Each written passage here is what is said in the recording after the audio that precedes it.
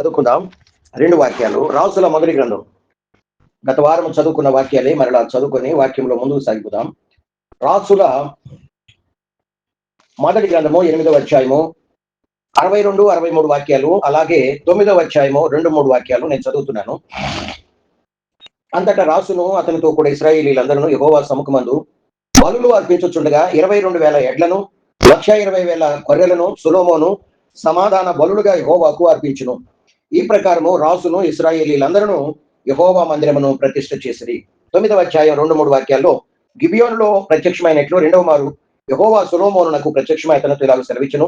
నా సముఖమందు నీవు చేసిన ప్రార్థన విన్నపములను నేను అంగీకరించుటని నా నామమును అక్కడ సదాకాలము ఉంచుటకు నీవు కట్టించిన ఈ మందిరమును పరిశుద్ధపరిచి ఉన్నాను. నా దృష్టియు నా మనస్సును ఎల్లప్పుడూ అక్కడ ఉండును అని మనము దేవుడు తెలియచేస్తున్నట్లు మనము చూస్తా ఉంటూ ఉన్నాం. దేవుని బిడ్డలారా, మనము ఒక వాక్యాన్ని నూతన సంవత్సరం 1వ తారీఖు నుండి ధ్యానిస్తూ ఉన్నాం. ఏంటి అది అంటే, అరణ్యంలో ఆత్మీయ ఆశీర్వాదాలను గురించి మనం ధ్యానిస్తూ ఉన్నాం.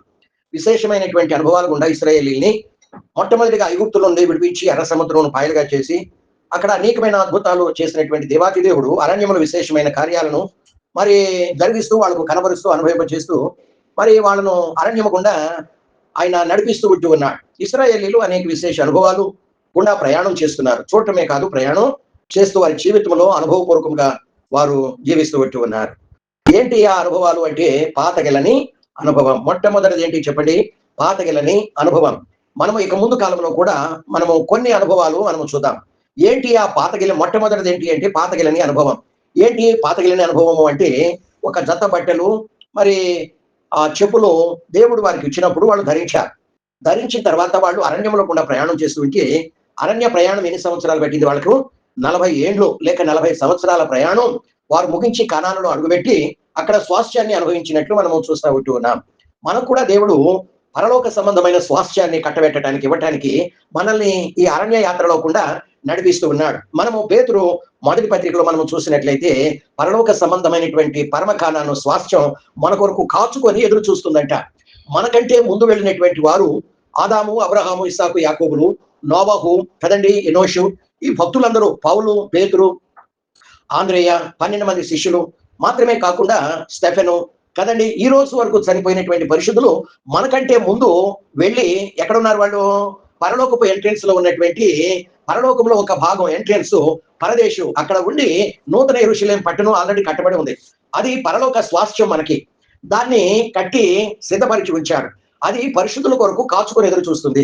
అయితే మనకంటే ముందు వెళ్ళినటువంటి పరిశుద్ధులు కూడా వాళ్ళు ఏం చేస్తున్నారు అంటే, ఆ యొక్క నూతన యెరూషలేము పట్టణం అనే ఆ స్వాస్థ్యాన్ని స్వాధీనపరచుకుంటానికి ఎదురు చూస్తున్నారు. కానీ దేవుడు అంటున్నాడు, వాళ్ళతో అంటున్నాడు, Abraham no, Isaac no, Jacob no, no Stephen అని ప్రతి ఒక్కరి పరిశుద్ధులతో, పరదేశంలో ఉన్నటువంటి మనకంటే ముందుగా వెళ్ళిన పరిశుద్ధులతో ఆయన వెళ్ళనీయటం లేదు. ఏంటి ప్రభు? అబ్రహాం అడిగాడు, నీవు నన్ను పరలోకం తీసుకుని వెళ్ళి, ఇదిగోని పునాదులు ఇక్కడ ఉన్నాయి అన్నావు, ఇప్పటికీ నా ఇల్లు కట్టబడింది, అయితే నన్ను ఎందుకు దాన్ని స్వాస్థ్యాన్ని నేను స్వాధీనపరచుకుంటానికి నన్ను పోనీయట్లేదంటే, కుమారుడా, నీ వలే ఇంకా సంఖ్య లెక్క ఎంత ఉంది, అది సంపూర్ణమయ్యేంత వరకు, అంటే చివరి మానవుడి వరకు మరి పరిపూర్ణులుగా మార్చబడితేనే అందరూ కలిసి ఒకేసారి ఆ స్వాస్థ్యాన్ని స్వాధీనపరుచుకుంటారు అని చెప్పినప్పుడు కొంత ఆనందం, కొంత నిరుత్సాహం అబ్రహాంలో మాత్రమే కాదు, ఆదాము మొదలుకొని ఇప్పటి వరకు చనిపోయి వెళ్ళినటువంటి పరిశుద్ధులు పరదేశంలో ఉన్న వారికి కొంత ఆనందం, కొంత నిరుత్సాహం. ఎందుకంటే మరి మనము అటు నూతన యెరూషలేము పట్టణం వైపు చూస్తున్నారు, ఇటు మన వైపు చూస్తున్నారు. మనము ఎప్పుడెప్పుడు వస్తామా, మనందరంతో కలిసి వాళ్ళు కూడా ఆ స్వాస్థ్యాన్ని స్వాధీనపరుచుకుందామని ఆశతో అటు చూస్తున్నారు, ఇటు మన కొరకు కనిపెట్టి ఎదురు చూస్తా ఉన్నారు. దేవునికి స్తోత్రాలు. వారందరూ కూడా పాత నిబంధన ఇశ్రాయేలీలో పాతగిలని అనుభవం గుండా దేవుడు నడిపించాడు, కనానులో ప్రవేశపెట్టాడు, ఆ స్వాస్థ్యాన్ని స్వాధీనపరుచుకున్నట్లు మనము పరిశుద్ధ గ్రంథంలో మనము చదువుకుంటా ఉన్నాం. ఏంటి ఆ పాతగిలని అనుభవము అంటే, దేవుని బిడ్డలారా, ఒకటి వారి వస్త్రములు, 2 వారి పాదములు, వారి పాదరక్షలు. ఈ 2 కూడా పాతగిలకుండా 40 ఏండ్లు వాళ్ళు జాగ్రత్తగా కాపాడుకున్నట్లు మనము చూస్తా ఉంటూ ఉన్నాం. దేవుడు మనలను రక్షణలోకి నడిపించి ఎక్కడ గుండా ఆయన మనల్ని ప్రయాణం చేస్తున్నటువంటి అరణ్యము గుండా యాత్ర చేయిస్తూ ఉన్నాడు. ఆనాటి ఇశ్రాయేలీలకు ధరింప చేసిన వస్త్రాలు ఈనాడు మనకును ఆత్మ సంబంధమైనటువంటి వస్త్రాలు ధరింప చేశాడు. వాటిని మనము కడమట్టుకు ఏం చేయాలి అంటే పాతగిలకుండా చూసుకోవాలి. ఎల్లప్పుడూ నూతన వస్త్రంగానే మనము కాపాడుకోవలసిన బాధ్యత మనపైనే ఉంది అని 1 కొరింథీ పత్రిక 15వ అధ్యాయం 34వ వచనంలో మనము గతంలో చదువుకున్నాం కదండి. కదా, అంటే మన వస్త్రాల మీద లోక మాలిన్యం, శరీర మాలిన్యం అంటే అవకాశం ఉంది. కాబట్టి వాటిని అంటకుండా మనము జాగ్రత్తగా కాపాడుకోవాలి. ఏంటి ఆ వస్త్రాలు అంటే, ఒకటి రక్షణ వస్త్రం అని చెప్పుకున్నాం, రెండవదిగా నీతి వస్త్రం అని చెప్పుకున్నాం. ప్రస్తుతం మనం 3వ వస్త్రంలో ఉన్నాం. ఏంటది? స్తుతి వస్త్రము కదండి. ఏ వస్త్రం అది?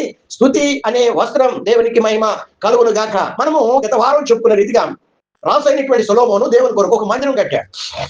మందిరం కట్టి సుదీర్ఘమైన ప్రార్థన చేసి మోకాళ్ళ మీద నుండి లేచి నిలబడి దేవుని కొరకు బలులు అర్పించాడు.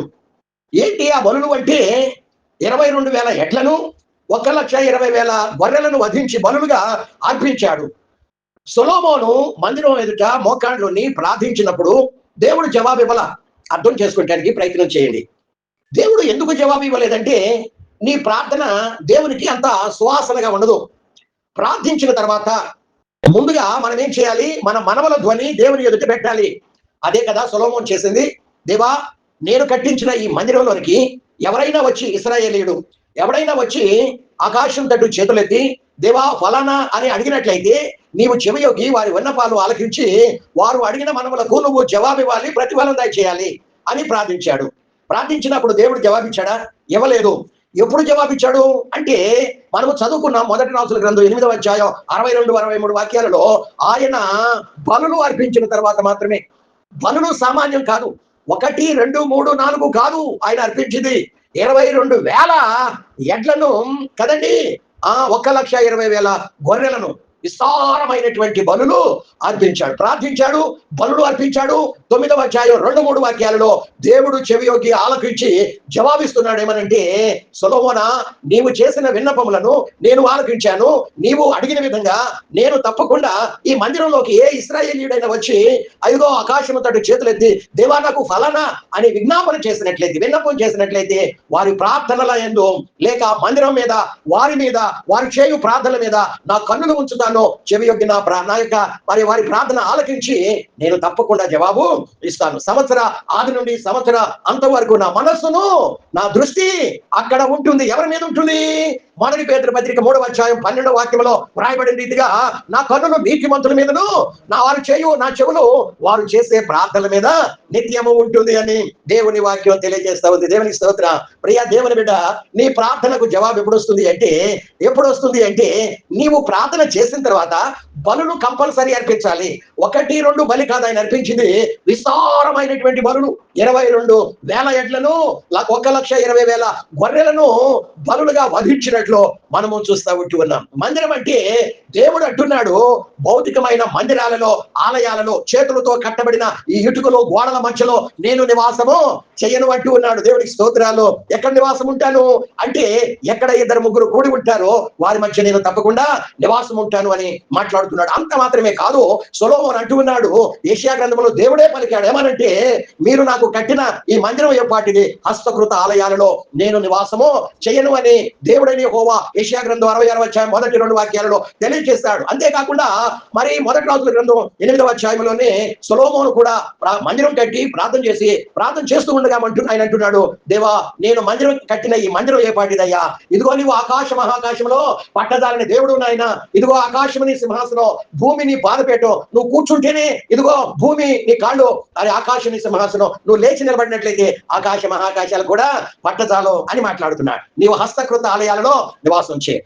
సొలొమోను మాట్లాడినటువంటి మాట దేవుడు యెహోవా యెషయా గ్రంథం 66 మొదటి 2 వచనాలు పలికిన మాట సొలొమోను ఆ యొక్క స్టెఫెను కోట్ చేస్తూ సన్హెద్రిన్ సభ ఎదుట అపోస్తుల కార్యం 7వ అధ్యాయంలో 47 నుండి 50 వచనాల వరకు ఆయన అంటున్నాడు, ఇదిగో వాళ్ళు తెలియజేసిన మాట కోట్ చేస్తూ అంటున్నాడు సన్హెద్రిన్ సభ, దేవుడు హస్తకృత ఆలయాలలో నివాసము చేయడు. మరి ఎక్కడ నివాసం చేస్తాడు? కదండి, ఎక్కడ నివాసం చేస్తాడు? మందిరాలలో నివాసం చేస్తాడు. మందిరం అంటే ఎవరు? అదేంటండి భాష గారు? మందిరాలలో నివాసం చేయడని మీరే అంటున్నారు. మరలా మందిరంలో నివాసం చేస్తాడని కన్ఫ్యూజ్ చేస్తున్నారు ఏంటి అంటే, భౌతిక ఆలయాలలో దేవుడు నివాసం చేయడు, కానీ ఆత్మ సంబంధమైన మందిరాలలో దేవుడు నివాసము చేస్తాడు. అదే కదా మనం గత వారం చెప్పుకుంది. మందిరం అంటే నీవు నేనే, రక్షణ పొందిన నీవు నేనే యేసు ప్రభువునందు ఆయన శిలువ మరణ పునరుద్ధానాల యందు విశ్వాసం ఉంచి ఆయన రక్తం చేత కడగబడి పాపక్షమాపణ పొంది ముంచుడు బాప్తీసం తండ్రి కుమార పరిశుద్ధాత్మ నామంలో ముంచుడు బాప్తీసం పొంది ఎవరైతే సంఘంలో చేర్చబడ్డారో వారే మందిరం కదండి. మొదటి కొరింథీ పత్రిక 3వ అధ్యాయం 16వ వచనంలోను, అలాగే మొదటి కొరింథీ పత్రిక 6వ అధ్యాయం 19-20 వచనాల్లో ఆ మాట మనకు కనబడుతుంది. మీరు దేవుని ఆలయమై ఉన్నారనియు దేవుని ఆత్మ మీలో నివసించుచున్నాడనియు మీరు ఎరుగరా? మీ దేహము దేవుని ఆత్మకు ఆలయమై ఉందని 6:19 మొదటి కొరింథీలో మనము చదువుకున్నాం గత వారం కదండి. దేవుని ఆలయం అంటే ఎవరో? దేవుని ఆలయం అంటే ప్రియ దేవుని బిడ్డ ఎవరో కాదు, నీవు నేనే. రక్షించబడి సంఘంలో చేర్చబడిన నీవు నేనే దేవుని మందిరం లేక ఆలయం. దేవుడు ఎక్కడ నివాసం ఉంటానంటున్నాడో, దేవుడు మందిరంలో అంటే రక్షించబడిన నీలో నాలో మనందరిలో కూడా ఆయన నివాసం ఉంటాడు అని మనము చదువుకుంటా ఉన్నాం కదండి. దేవునికి మనం ఏమై ఉన్నాము? హెబ్రీ పత్రిక 3వ అధ్యాయంలో చదివిన మాట ప్రకారం మనమే దేవుని ఇల్లై ఉంటూ ఉన్నాం. ఎఫెసీ పత్రిక 2వ అధ్యాయం 19-22 వచనాల వరకు మనం చదువుకున్నట్లయితే మీరు దేవునికి నివాస యోగ్యమైన స్థానమై ఉన్నారు అంటాడు పౌలు. దేవునికి మేము మహిమ కలుగును గాక. మనము దేవుని ఇల్లు, మనము దేవుని మందిరం, దేవునికి నివాస యోగ్యమైన స్థానం, దేవునికి ఆలయమై ఉన్నాం. దేవునికి స్తోత్రాలు కదండి. దేవుడు ఎవరిలో నివాసం ఉంటాడు? దేవుడు ఎవరిలో నివాసం ఉంటాడు? ఎవరి జీవితంలోనైతే యేసు రక్తం చేత పాపాలు క్షమించబడి పరిశుద్ధంగా ఉన్నటువంటి ఖాళీ ఇంటిలో, ఖాళీ హృదయంలో, ఖాళీ ఆలయంలో మనల్లో ఆ దేవుడు, తండ్రి అయిన దేవుడు, కుమారుడైన దేవుడు, పరిశుద్ధాత్మ దేవుడు వచ్చి మనలో నివాసం ఉంటాడు. దేవునికి మహిమ కలుగును గాక. గతంలో మనం చెప్పుకున్నాం, మొదటి సమూయేలు గ్రంథం 16వ అధ్యాయం 14వ వచనంలో రాజైన సౌలులోనికి దేవుని ఆత్మ వచ్చి నివాసం ఉన్నాడు. ఏ రోజైతే ఆ యొక్క సమూయేలు ద్వారా దేవుడు అతన్ని మరి పట్టాభిషేకం చేశాడు, అభిషేకించాడు, వెంటనే అతనికి దేవుని ఆత్మ అతనిలో వచ్చి నివాసం ఉన్నాడు. అతనిలో క్రొత్త మనసు వచ్చింది, క్రొత్త ధనం వచ్చింది, క్రొత్త స్వభావం వచ్చేసింది. ప్రాచీన స్వభావము వెడలిపోయింది, ప్రాచీన మనసు వెడలిపోయింది. మురికంతా పోయిన తర్వాత పరిశుద్ధమైన హృదయంలోనికి పరిశుద్ధాత్మ లేక దేవుడే వచ్చి వారిలో నివాసం చేశాడు. 2 విషయాలలో దేవుని ఆజ్ఞను అతిక్రమించారు. బైబిల్ ఏం చెప్తుందంటే ఆజ్ఞ అతిక్రమం పాపం అని మొదటి యోహాను పత్రిక 3వ అధ్యాయంలో మనం చదువుకుంటూ ఉన్నాం. ఆజ్ఞ అతిక్రమం పాపం. దేవునికి మహిమ కలుగును గాక. కాబట్టి దేవుని బిడ్డలారా మనము ఆ మాట చదువుకుందామంటారా? చదవండి. ఆ మాట ఎక్కడుంది అంటే మొదటి యోహాను పత్రిక, బహుశా నేను అనుకుంటాను అక్కడ ఉంటుంది అని, మొదటి యోహాను పత్రిక 3వ అధ్యాయము లో మనము చదవగలిగినట్లయితే 4వ వచనం, పాపము చేయ ప్రతివాడును ఆజ్ఞను అతిక్రమించును, ఆజ్ఞ అతిక్రమమే పాపం. దేవునికి మహిమ కలుగును గాక. దేవుని బిడ్డలారా ఆ 2 పర్యాయాలు సౌలు దేవుని ఆజ్ఞను అతిక్రమించాడు, పాపం చేశాడు. ఆజ్ఞ అతిక్రమం ఏంటి? దేవుని మాట మీద తిరుగుబాటు చేయటమే, దేవుని వాక్యాన్ని గైకొనకపోవటమే, వాక్యానుసారంగా జీవించకపోవటమే పాపం అని మనము చదువుకుంటూ ఉన్నాం. ఆదామవులు ఏం చేశారు? చెట్ల ఫలములన్నీ కూడా తినవచ్చు, కానీ ఫలానా చెట్టు పండు నేను తినొద్దు అంటే దేవుని ఆజ్ఞను అతిక్రమించారు, దేవుని మీద తిరుగుబాటు చేశారు, పాపం చేశారు. నాటి నుండి క్యాలెండర్ స్టార్ట్ అయింది. మానవుడు మరణించాలని దేవుడు మానవుని సృష్టించలేదు, నిత్యము జీవిస్తూనే ఉండాలి. మరణము లేని జీవితం ఇచ్చాడు దేవుడు. అయితే మీరు ఆ పండు తిన దినాన్న మీరు చస్తారు అన్నాడు. వారు అతిక్రమించారు, పాపం చేసి చివరికి మరణాన్ని సమస్త మానవాళికి ఈ లోకంలో కొని తీసుకుని వచ్చినట్లు మనము చదువుకుంటా ఉన్నాం.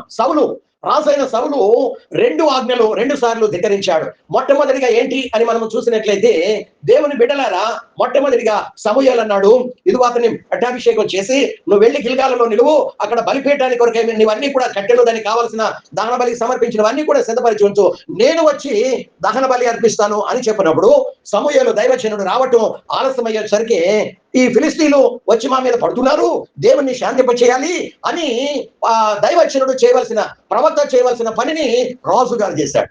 బైబిల్ ఏం చెప్తుందంటే ఎవరెవరి విధులు వాళ్ళకు ఉన్నాయి. మీరు చదువుకుంటే కొలస్సీ పత్రికలోను, ఎఫెసీ పత్రికలోను తండ్రి బాధ్యతలు ఉన్నాయి, తల్లి బాధ్యతలు ఉన్నాయి, భర్త బాధ్యతలు ఉన్నాయి, భార్య బాధ్యతలు ఉన్నాయి, పిల్లల బాధ్యతలు ఉన్నాయి. అక్కడ వారి డ్యూటీస్ కు అక్కడ ఉన్నాయి. ఎవరెవరో ఏమేమి విధులు నిర్వర్తించాలి, ఒకరి విధిలో మరొకరు జోక్యం చేసుకోకూడదు అని కూడా ఉన్నాయి. అట్లానే ప్రవక్త డ్యూటీలో మరి రాజు ఇన్వాల్వ్ కాకూడదు, రాజు డ్యూటీలో మరి ప్రవక్త ఇన్వాల్వ్ కాకూడదు. దేవునికి మహిమ కలుగును గాక. ఈ లోకంలో మనకు చట్టాలు ఉన్నాయి, భారతదేశంలో కొన్ని చట్టాలు ఉన్నాయి.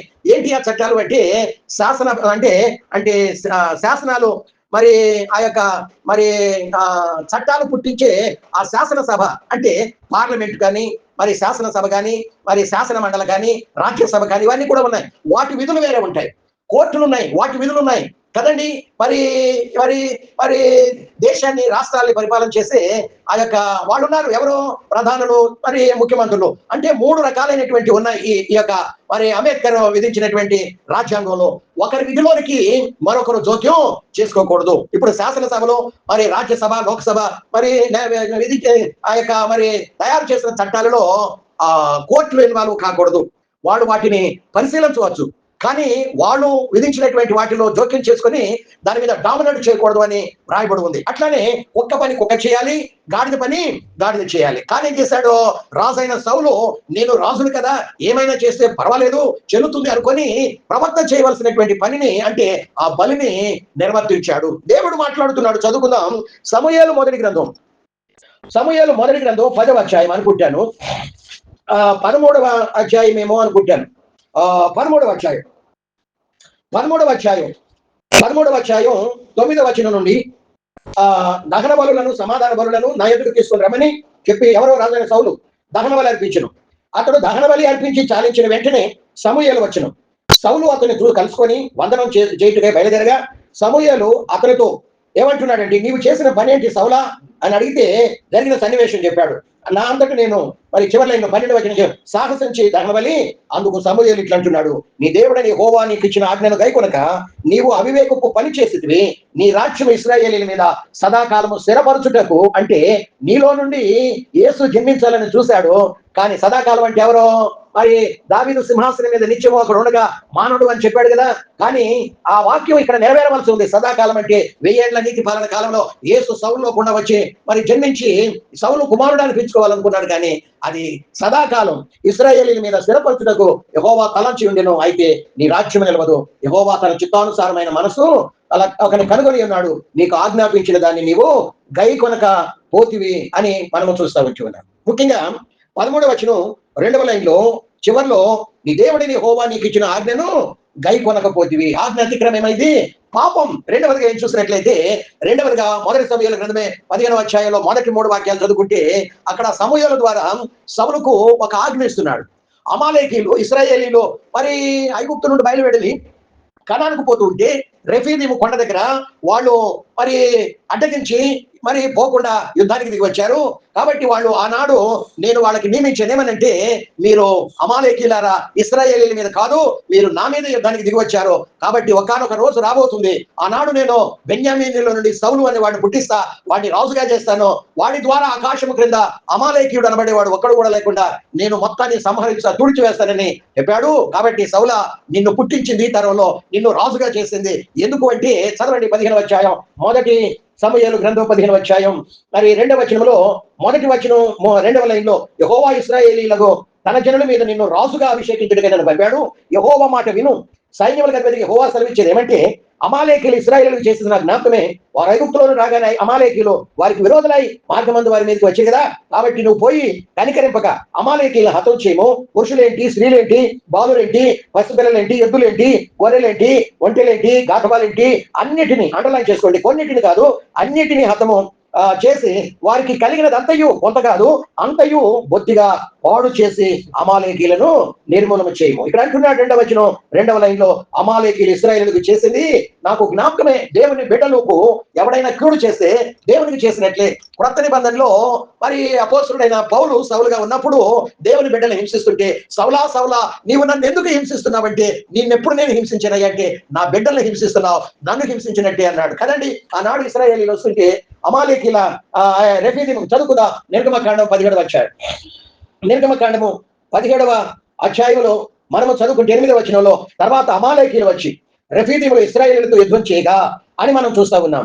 14వ వచనంలో, అప్పుడు యెహోవా మోషేతో అంటున్నాడు, నేను అమాలేకీయుల పేరు ఆకాశం క్రింద ఉండకుండా బొత్తిగా వేయదును కనుక జ్ఞాపకార్థ గ్రంథంలో దీన్ని వ్రాసిపెట్టు మోషే అన్నాడు. ఆ కాలం రాని వచ్చింది, సౌలును రాజుగా చేశాడు. సౌలుకు దేవుడు ఒక ఆజ్ఞ ఇస్తున్నాడు, అమాలేకీయుల ఆకాశం క్రింద ఒక్కడు లేకుండా ఈ సౌలా నీవు పిల్లలు మరి పెద్దలు స్త్రీలు అని కనికరించొద్దు, గార్ధబాలు గొర్రెలు అని ఒంటెలని కనికరించొద్దు, కలిగినదంతయు అందరినీ హతం చేయమంటే వాడు ఏం చేశాడు అంటే, కొన్ని మరి ఎడ్లను, క్రోగిన ఎడ్లను బలి కొరకు అర్పించాలని ప్రక్కన అందుకే అందుకే అంటాడు 22వ వచనం 15-22లో సమూయేలు అంటున్నాడు, సౌలా నీవు దేవునికి బలులు అర్పించుట కంటే ఆయన ఆజ్ఞ గైకొంటూ ఆయన మాట వింటూ శ్రేష్టము.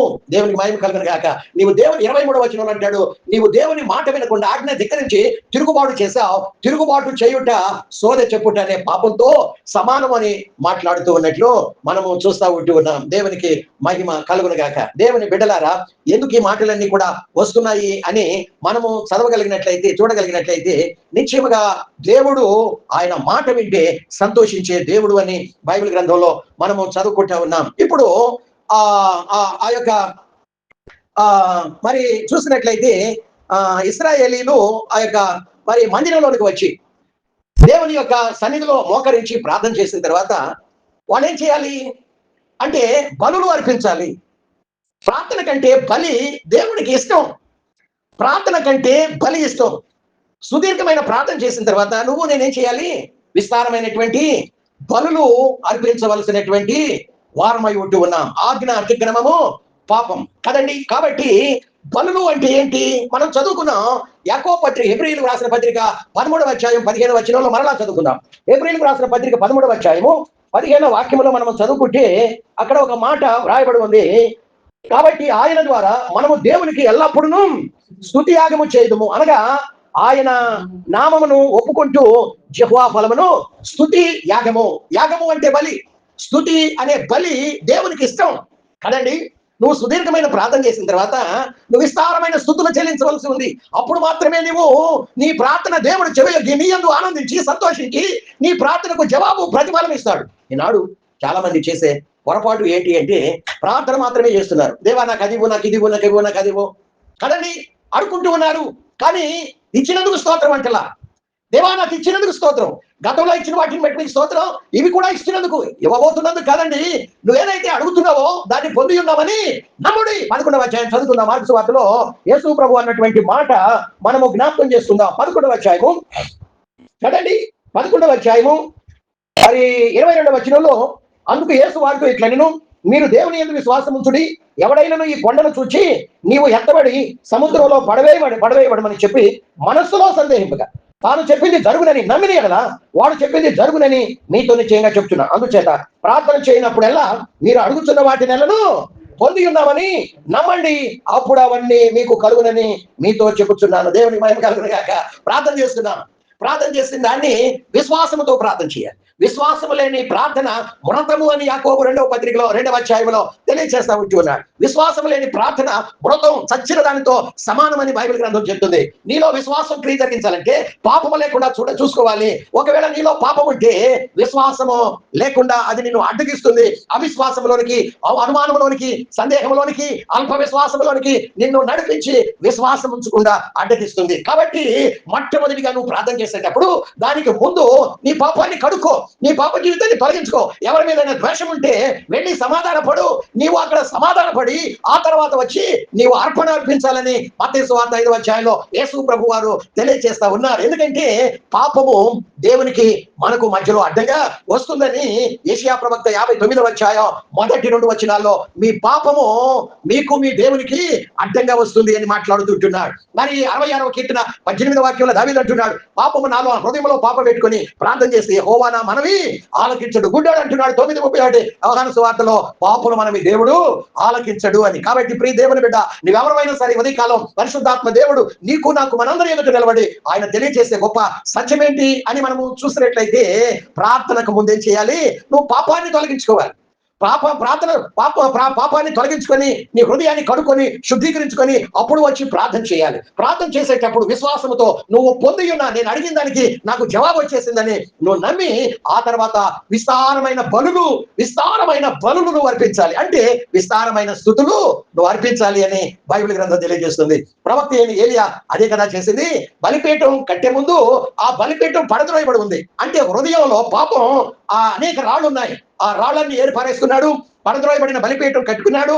దాని మీద అప్పుడు ఆ బలికి కావలసినటువంటి ఎద్దుని తునకలు చేసి అందులో పెట్టి కట్టెలు పెంచి దాని మీద పెట్టి అప్పుడు ప్రార్థన చేశాడు.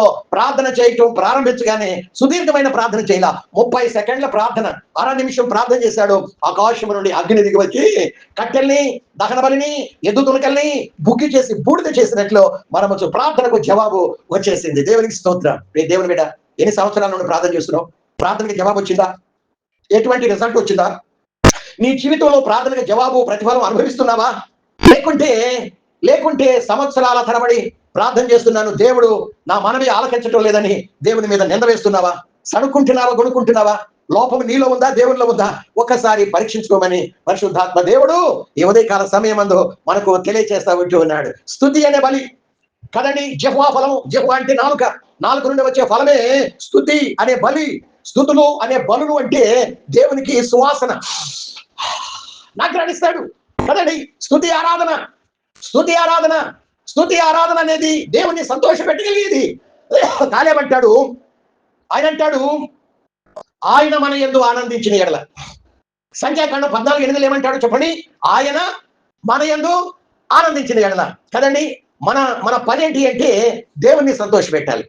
దేవుణ్ణి సంతోష పెడితే ఇక ఆయన మన యందు ఆనందించి మనము అడగక మునిపే మన అక్రతలన్నీ తీర్చేవాడు. ఇక ముందు ఆయన వచ్చినప్పుడు పరలోకాన్ని కొనుపోబడే సంఘంలో మన నుంచి ఆయన నూతన యెరూషలేము పట్టణంలోనికి మనల్ని కొనిపోతాడు. దేవునికి మహిమ కలుగును గాక. గత వారం మనం ఒక వాక్యాన్ని చదువుకొని మనం ముగించుకుందాం, సమయం అయిపోయింది. హోషేయ గ్రంథం 14వ అధ్యాయం. నేను అనుకుంటాను 2వ వచనము అనుకుంటాను. హోషేయ గ్రంథము 14వ అధ్యాయము 2వ వచనంలో మనము 3వ లైన్లో చదువుకుంటే, 2వ వచనం 3వ లైన్లో, మా పాపములన్నిటినీ ఎడ్లకు బదులుగా నీకు మా పెదవులను అర్పించుచున్నాము, నీవు అంగీకరింపదగినవి అవే మా యొద్ద ఉన్నవి. ఎడ్లకు బదులు దేవుడు బలులను కోరాడు. అయితే పాత నిబంధన భక్తులు కూడా దేవునికి బలులు అంటే ఇష్టం లేదు. బలులు అంటే స్తుతులు అంటే దేవునికి ఇష్టం. కాబట్టి దేవా, ఎడ్లకు బదులు ఏమంటున్నారు? మా పెదవులను అర్పించుచున్నాము, నీవు అంగీకరింపదగినవి అవే మా యొద్ద ఉన్నాయని మాట్లాడుతున్నారు. అంటే హృదయం అంతా కూడా నిండి ఉండు దాన్ని బట్టి నోరు, పెదవులు, నాలుక మాట్లాడుతూ ఉంటాయి. దేవుని స్తోత్రం కదండి. గత వారం మనం చదువుకున్న 12వ అధ్యాయం 35వ వచనం నుండి మత్తయి సువార్త క్రింది భాగంలో హృదయం నిండి ఉండు దానిని బట్టి మన పెదవులు, మన నాలుక, మన నోరు మాట్లాడుతుంది. కాబట్టి మన హృదయం దేంతో నింపుకోవాలి? లోక కార్యాలతో, శరీర ఇచ్చలతో, పాపాలతో, అబద్ధాలతో, మోసంతో, కుట్రలతో, అసూయలతో, గర్వముతో నింపుకోవాలా? లేదు. వాటికి ఏ మూలన కూడా మన హృదయంలో, మనసులో స్థానం ఉండొద్దు, చోటు ఉండొద్దు. యేసు రక్తం చేత కడుక్కొని, ఇదిగో దేవా, నీవు నన్ను నరుడిగా సృష్టించినందుకు వందనాలు. ఏ జంతువుగానో, పక్షిగానో, పశువుగానో, మృగంగానో సృష్టించలేదయ్యా. శ్రేష్టమైన మానవుడిగా నన్ను సృష్టించావు. ఈ మానవునికి నీ పోలికనిచ్చావు, నీ స్వంత రూపాన్ని ఇచ్చావు, నీ ఆత్మను నాలో ఉంచావు, నాసికారంధ్రాల్లో నీ జీవవాయువును ఉదావు, జీవాత్మగా నన్ను మార్చావు. మాత్రమే కాకుండా నేను తల్లి గర్భంలో నుండి జన్మించేటప్పుడే పాపిని, కాబట్టి నా పాపానికి వచ్చే శిక్ష నరకం. దాని నుండి రక్షించడానికి నీవే యేసుగా భూలోకానికి వచ్చి నా పాప శాపాలకు శిక్ష మోసి నాకు కేవలం నీ యందు విశ్వాసం ఉంచడం ద్వారా ఎంత గొప్ప రక్షణ ఇచ్చావయ్యా. మాత్రమే కాదు, మంచి భార్యనిచ్చావు, మంచి భర్తనిచ్చావు, మంచి బిడ్డనిచ్చావు, గృహాన్ని ఇచ్చావు, ఉద్యోగాన్ని ఇచ్చావు, వ్యాపారాన్ని ఇచ్చావు, శ్రేష్టమైన ఆరోగ్యాన్ని ఇచ్చావు, ఆర్థిక పరంగా హెచ్చించావు, ఈ పరిశుద్ధ చిన్న గ్రంథాన్ని నాకు ఇచ్చావు. దీన్ని అర్థం చేసుకుంటానికి నాకు జ్ఞానం దయచేసావు. నీ మార్గాల్లో నన్ను చేపట్టుకుని నడిపిస్తున్నావు. నేను త్రోవ తప్పిపోకుండా నీ వాక్యాన్ని నాకు తోడుగా ఉంచావు, నీ పరిశుద్ధాత్మను తోడుగా ఉంచావు. ఈ 2 నడిపింపుల్లో నన్ను నీ మార్గంలో నడిపిస్తున్నావు. ఇది జీవాన్ని ఇస్తుంది, నెమ్మదినిస్తుంది. అదిగో గమ్యానికి నడిపిస్తున్నందుకు నీకు వందనాలయ్యా అని మనము చేసిన మేళను బట్టి మనము హృదయం నిండా నింపుకుంటే మనకు తెలియకుండానే మన పెదవుల నుండి, నాలుక నుండి, నోటి నుండి స్తుతి అనే బలి బయటికి వెళ్ళుకొస్తుంది. అటువంటి స్తుతి అనే బలి మీద సింహాసనం వేసుకొని ఆయన అసీనుడై ఉండి నాఘ్రాణించి సంతోషించి, శభాష్ కుమారుడా, నీ యందు నేను ఆనందిస్తున్నానని ఆయన చెప్పగలిగే స్థితిలో మన జీవితాలు ఉండాలని దేవుడు కోరుతూ ఉంటూ ఉండగా ఈ ఉదయకాల సమయం అందు మనల్ని మనం ప్రభు సన్నిధిలో సమర్పించుకొని, అవును ప్రభువా,